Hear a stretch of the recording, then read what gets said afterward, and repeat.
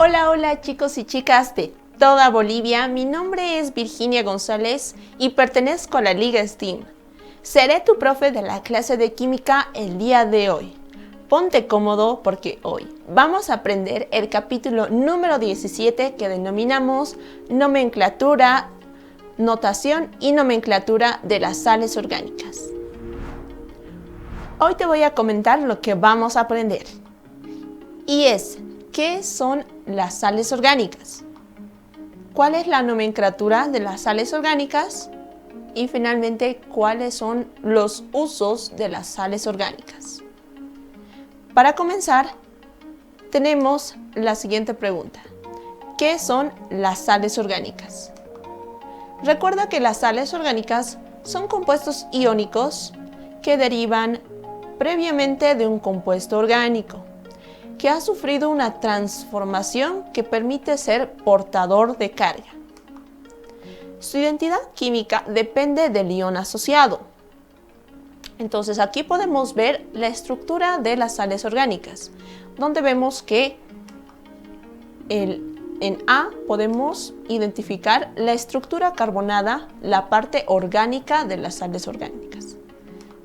Y además podemos identificar en la segunda parte a los grupos con carga, ya sea carga positiva o carga negativa. Recuerda que las sales orgánicas constan de 3 componentes. Importante, recordar que R es el compuesto orgánico, que puede ser un grupo alifático en este caso, que además está compuesto por un grupo portador de carga iónica y además un contraión, que tiene la carga opuesta al grupo portador de carga iónica. Además, podemos tener este otro caso, donde la parte orgánica es un grupo aromático, como el benceno. Tenemos también el grupo portador de carga iónica y el contraión. Además, vemos que dentro de esta estructura hay un enlace covalente que une a la parte orgánica con el grupo que está cargado. Es decir, que además tenemos una parte que tiene la carga formal y la otra parte que el contraión que atrae o repele al ion que está a su lado.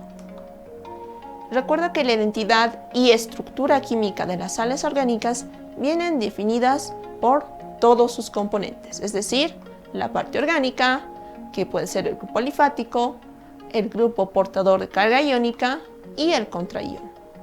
Todos estos componentes van a determinar la identidad y la estructura química de las sales orgánicas. Además, vamos a mencionar que las sales orgánicas generalmente son el resultado de la reacción de saponificación. Y la saponificación se da cuando reacciona un triglicérido, es decir, una grasa o aceite, con el hidróxido de sodio, para darnos como producto el jabón, que son sales de ácidos grasos, y además nos va a dar como subproducto el glicerol o la glicerina. El producto principal de la saponificación es el jabón, el conocido jabón que nos sirve para muchas cosas. Bien, recuerda que la transparencia del jabón depende del contenido de ácidos grasos que éste tenga, y que mientras más transparente sea el jabón, va a tener menos ácidos grasos. Ahora continuemos con la segunda parte de este capítulo. Vamos a responder la segunda pregunta, que es ¿cuál es la nomenclatura de las sales orgánicas? Recuerda que las sales orgánicas tienen una nomenclatura diferente de acuerdo a sus propiedades. Por ejemplo, en el caso de los carboxilatos, las sales orgánicas se obtienen al sustituir el átomo de hidrógeno del grupo carboxílico por un metal. Acá podemos ver un ejemplo donde el ácido carboxílico reacciona con una base fuerte para obtener sal de ácido y agua como productos. Esta, si nos damos cuenta, es una reacción de neutralización, porque reacciona un ácido con una base para obtener como productos una sal y agua.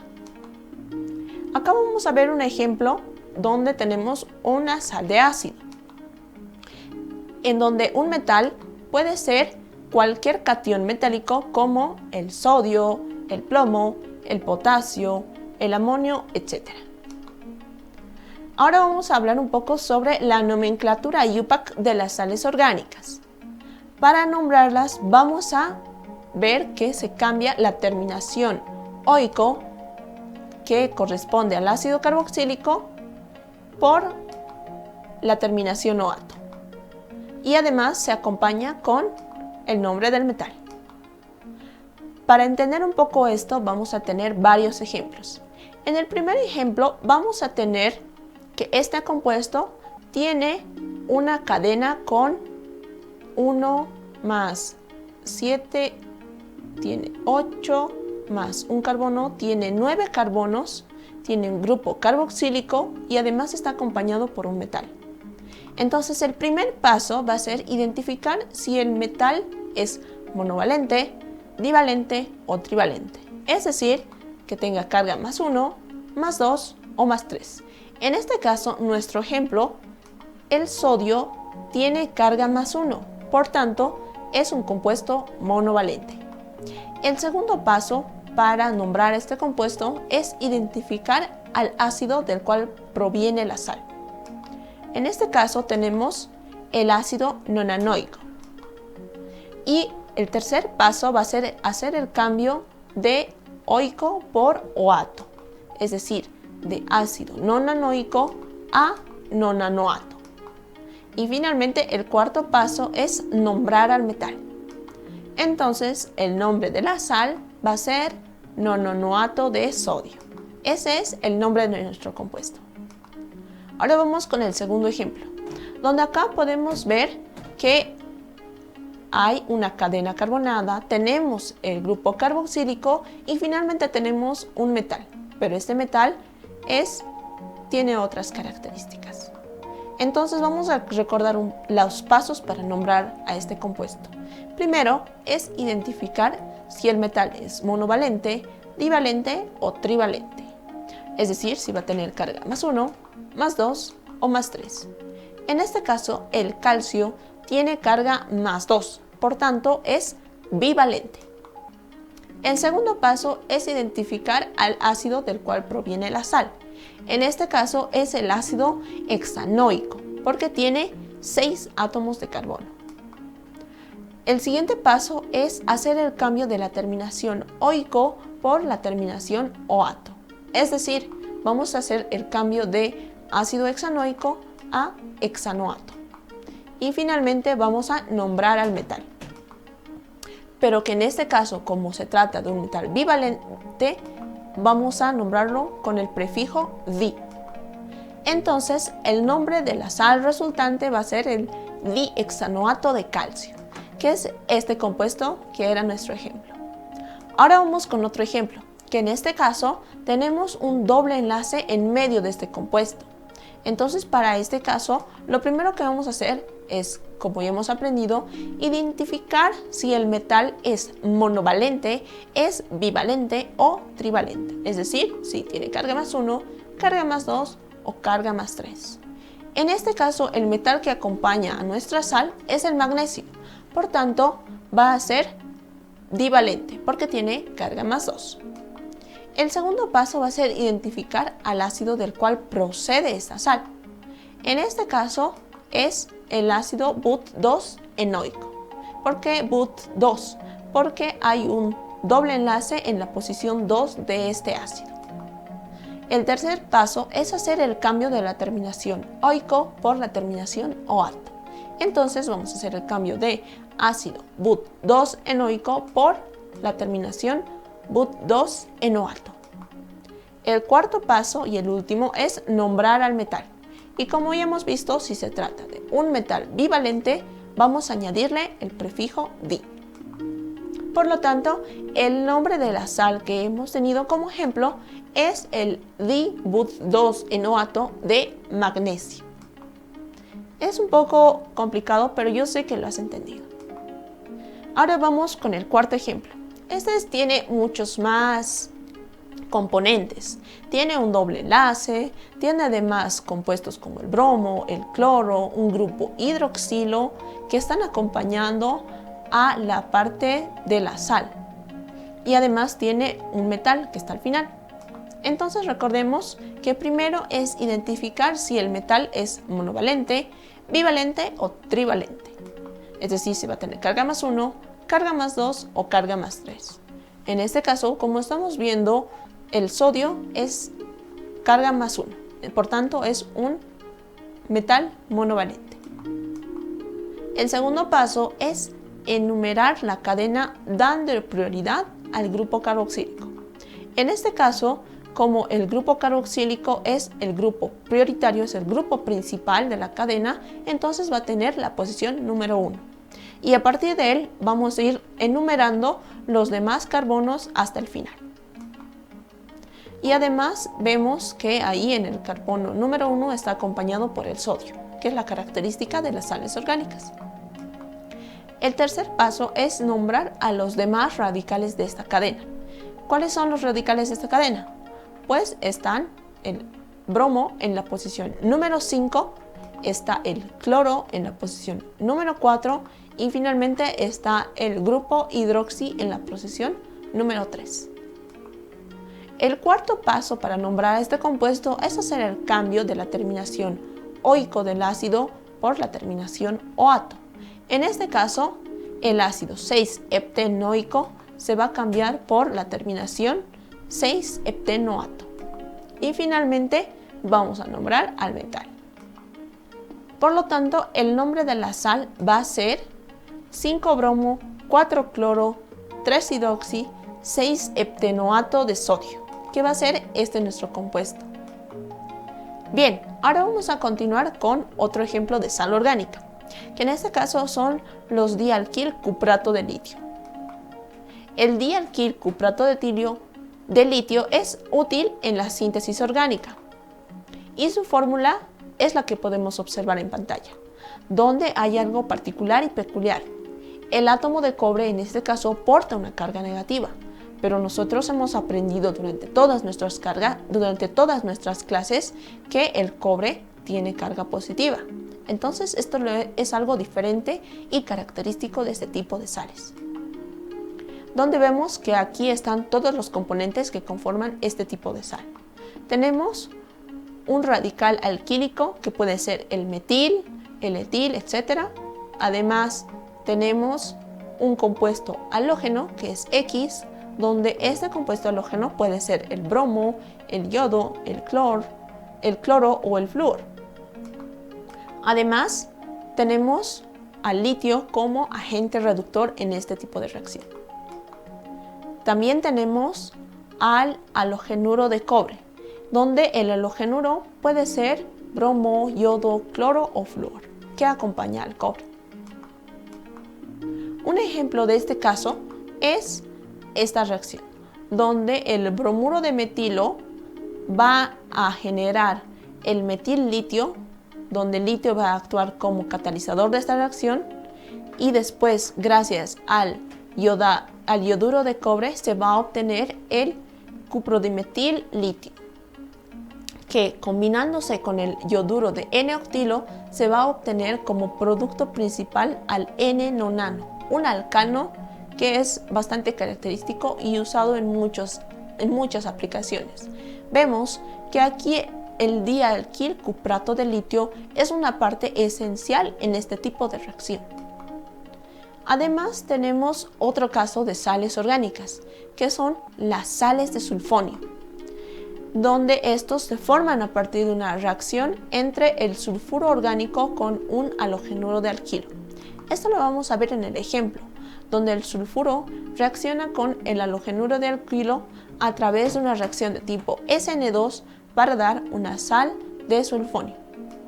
En este caso, el azufre porta una carga formal positiva debido a que tiene 3 enlaces covalentes. Usualmente el azufre puede formar solo 2, pero como tiene 3 enlaces, el azufre se carga de forma positiva. Ahora vamos a ver un ejemplo de este tipo de sal orgánica, donde el sulfuro de dimetilo, que ahí tenemos como primer reactivo, reacciona con el iodometano para darnos como producto el yoduro de trimetilsulfonio. Otro ejemplo de este caso es cuando el sulfuro de etilmetilo reacciona con el bromoetano para dar como producto el bromuro de etilmetilsulfonio. Bien, ahora vamos a aprender otro tipo de sal orgánica, que en este caso son las amidas.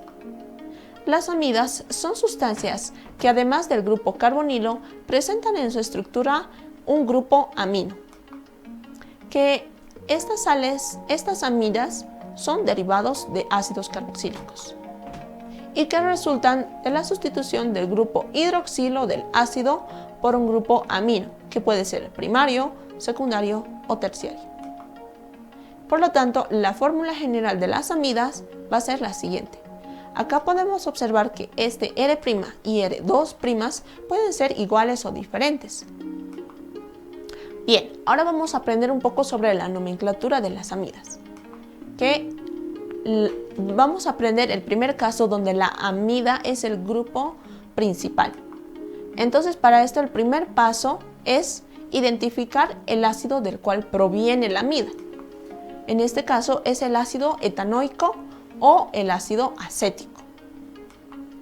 El segundo paso va a ser hacer el cambio de la terminación oico por el sufijo amida. Por lo tanto, el nombre del compuesto va a ser etanamida o acetamida, donde acetamida va a ser el nombre comercial de este compuesto. Ahora vamos a ver el segundo caso, donde amidas secundarias o terciarias pueden ser de forma simétrica. ¿Esto qué quiere decir? Que los radicales R o R', o también en otro caso R', R' y R2' todas son iguales. Es decir, todos los radicales que acompañan el grupo amida van a ser iguales. Por eso se denominan amidas secundarias o terciarias simétricas. Entonces vemos que aquí, por ejemplo, en el ejemplo, al grupo amida lo acompaña el grupo metilo. Todos tienen el grupo metilo. Para esto vamos a nombrar anteponiendo el prefijo di o tri al nombre de la amida primaria. El prefijo di o tri también puede intercalarse entre el nombre del hidrocarburo del que derivan los radicales iguales. Y el segundo paso va a ser utilizar el sufijo amida. Por lo tanto, el nombre del compuesto va a ser trietanamida o triacetamida, que va a ser el nombre de este compuesto. No es muy difícil en realidad, porque estamos contando que los radicales todos son iguales, por tanto es una amida simétrica. En otro caso vamos a estudiar a la amida como un grupo secundario, es decir, como un grupo menos importante. Entonces para esto vamos a designar para nombrar al prefijo carbamoil, para nombrar a la amida. Acá podemos tener un ejemplo donde el nombre de este compuesto sería en este caso ácido 4-carbamoil benzoico. Acá podemos observar que es el grupo carboxílico que tiene más prioridad sobre la amida. Es por eso que la amida actúa como grupo secundario. Bien, ahora que hemos aprendido un poco sobre la nomenclatura de las sales orgánicas, vamos a ir con una pregunta de repaso. La pregunta es, ¿cuál es el nombre del siguiente compuesto? Este compuesto está compuesto por un benceno y además está acompañado por un grupo amida. Entonces, para responder a esta pregunta te voy a dar 3 incisos. El inciso A nos dice, es una amina aromática. El inciso B nos dice que es la benzamida. El inciso C nos dice que es el ácido benzoico. Para responder a esta pregunta te voy a dar 1 minuto a partir de ahora.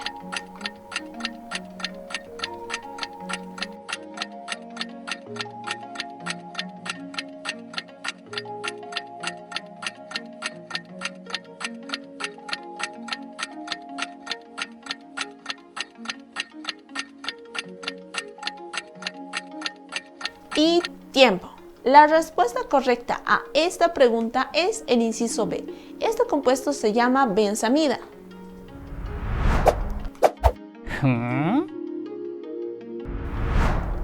Vamos con un dato curioso.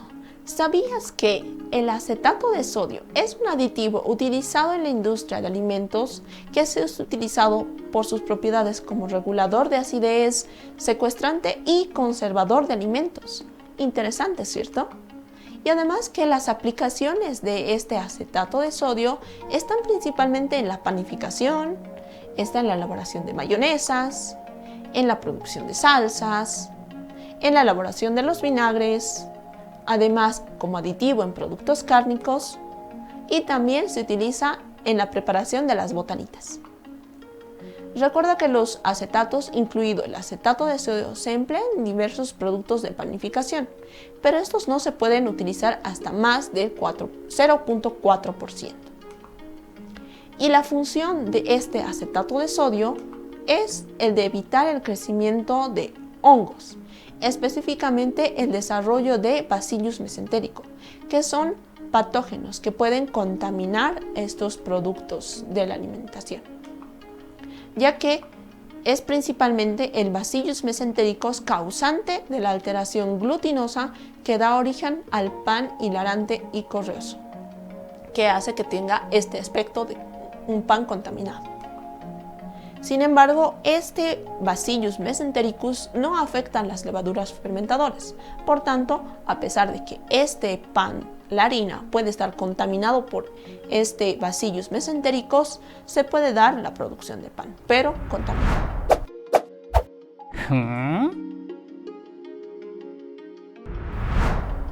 Bien, ahora vamos con el científico del día, que en este caso es Adolf von Baeyer, un químico alemán y profesor universitario que ganó el Premio Nobel de Química en 1905.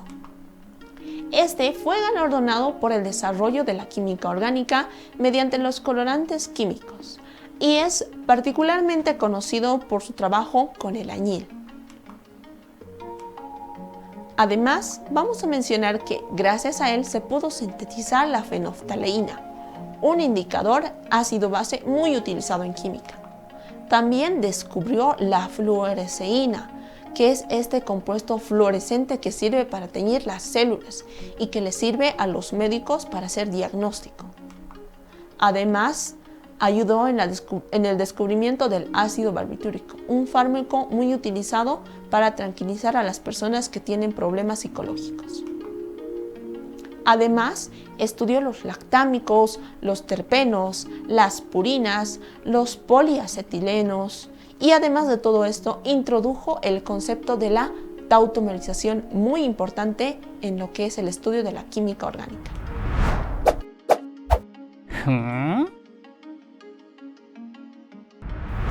Bien, continuemos con la tercera y última parte de nuestro capítulo. Y respondamos para esto cuáles son los usos de las sales orgánicas. Recuerda que se utilizan principalmente para la elaboración de jabones, con el jabón duro o el jabón suave, y esto por medio de la sal sódica y potásica. Existen varios tipos de jabones, que pueden ser sales sódicas o jabones de sales potásicas. Por un lado, los jabones de sales sódicas van a ser los conocidos jabones duros, como son el jabonzote, que es bastante duro, que sirve para lavar la ropa. Por otro lado, vamos a tener a los jabones suaves, que por ejemplo tenemos a ese jaboncillo Dove que te deja la piel suavecita. En este caso, vamos a estudiar cómo funciona el jabón. Hemos visto que el jabón, debido a que posee una cadena larga y hidrocarbonada, logra disolver la grasa, porque la grasa interactúa con la grasa. Y además tiene una región polar que se orienta hacia el exterior, y esto va a permitir remover la grasa con el agua. Además, gracias a que se forma una gota alrededor de grasa que está cubierta por muchas moléculas de jabón, es que se puede limpiar la grasa de la ropa, ya que se forma una micela con una pequeña gota de grasa en su interior, que la remueve después de este proceso de lavado. La propiedad de limpiar que poseen los jabones procede del hecho de que disminuyen la tensión superficial del agua y permiten así la emulsión de la suciedad, es decir, remover la suciedad. Ahora vamos con otra aplicación de las sales orgánicas, que son la fabricación de velas, ya que se han empleado muchas sustancias para la fabricación de velas, como las grasas animales, las grasas vegetales, las parafinas, los derivados del petróleo y también la cera de los insectos, como la cera de abeja. Pero ¿sabes cuáles son las velas de mayor calidad? Son las que llevan entre sus componentes la cera de abeja. Sí, así es. Ya que esta favorece la combustión más lenta y una escasa emisión de los humos de color blanco. Las ceras son ésteres de ácidos grasos con alcoholes de elevado peso molecular. Tenemos, por ejemplo, el palmitato de milicilo, que es la cera que se encuentra en la cera de las abejas. Y se obtienen por el proceso de esterificación. Recordemos que en el proceso de esterificación reacciona un ácido carboxílico con el alcohol para producir un éster y agua como subproducto. Sin embargo, la cera de abeja es cara. Por lo tanto, para la fabricación industrial de las velas se utiliza la cera de parafina. Y su nombre común de esta cera de parafina es pues los alcanos. Y aquí podemos ver la fórmula general de los alcanos, donde N es el número de átomos de carbono. Usualmente para las parafinas el número de átomos de carbono puede ir entre 20 a 40. Y recuerda que la cera de la parafina se obtiene del petróleo, además de esquistos bituminosos o del carbón. Vamos con otra aplicación de lo que son las sales orgánicas, que es la limpieza y desinfección de superficies de ambiente. Vamos con un ejemplo que es los amonios cuaternarios, que son compuestos químicos clasificados dentro del grupo de los tensioactivos catiónicos. Acá podemos ver la estructura de este compuesto, donde está al centro la posición catiónica y también está a su alrededor las 4 cadenas alquílicas, que son la parte funcional de este compuesto. Además, puede tener un átomo halógeno, que generalmente es el cloro. Recuerda que la naturaleza neutra y la relativa inocuidad de los amonios cuaternarios los hacen un compuesto ideal para la desinfección de superficies y ambientes. Es realmente maravilloso. Entre las ventajas vamos a mencionar que estas sales de amonio cuaternario son de amplio espectro. ¿Esto qué significa? Que pueden funcionar contra las bacterias, los hongos y los virus, y actúan penetrando y rompiendo la membrana citoplasmática, degradando sus proteínas y además sus ácidos nucleicos. Y es de esta manera que se produce la lisis de estas bacterias, hongos y virus. Es por eso que tiene acción virucida, fungicida y bactericida. Además, tienen otra ventaja, que es la baja corrosividad. ¿A qué nos referimos con esto?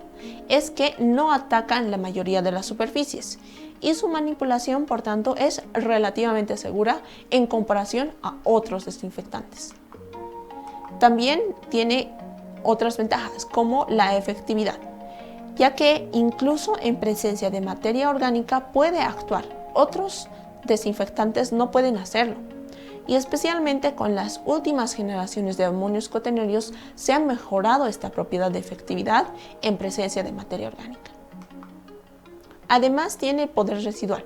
¿Esto qué significa? Que en caso de no ser aclarados, como aclarados por el agua, se mantienen sobre las superficies y se conservan durante largo tiempo. Bien, ahora que hemos aprendido sobre las aplicaciones que tienen las sales orgánicas, vamos con una pregunta. La pregunta es, ¿qué producto se obtiene por la reacción de saponificación?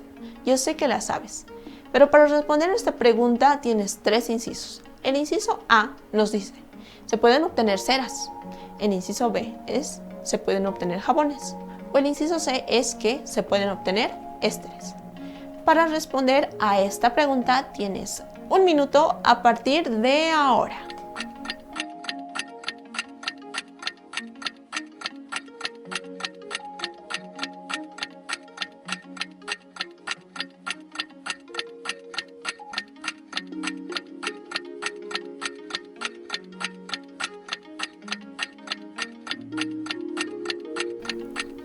y tiempo.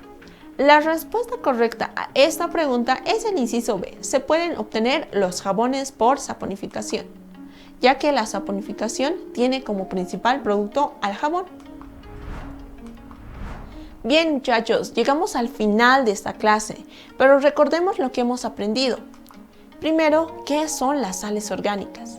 También hemos aprendido cuál es la nomenclatura de las sales orgánicas, de todas las sales orgánicas que hemos visto. Y además de cuáles son los usos de las sales orgánicas, que son bastantes.